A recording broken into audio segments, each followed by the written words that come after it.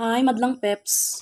So, na ako'y amulika diri nga false eyelash. And then, asa ko'y BQI nga false eyelash. Actually, happy na mahurot akong BQI kay super niya kamindot o niya grabe siya mudikit sa imuhang eyelashes. Ang kanisad, siya, nindot man siya.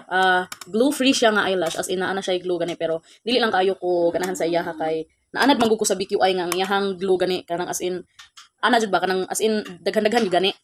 Ang kanisya is naa siya gamay nga glue. I mean, oh yeah, gamay nga glue siya and then depende ra siguro pud nimo kung unsay imong ganahan nga false eyelash katubang baga nga glue or katong nipis nga glue. Kung ganahan kag nipis nga glue ra sa iyahang eyelash, kani mo perfect nimo ang Amolika false eyelash. Nawa ang kuan nawa ang iyahang M02 ang iyahang style sa iyang eyelash. Kung ganahan sad ka og baratuhon ra pero nindot sad nga eyelash anhi sad ka sa BQI cut style niya ako ang gipili. So ikaw ray bahala.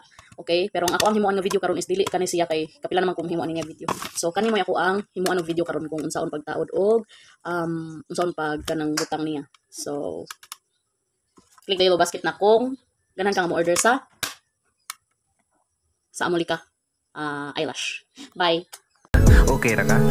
Fights.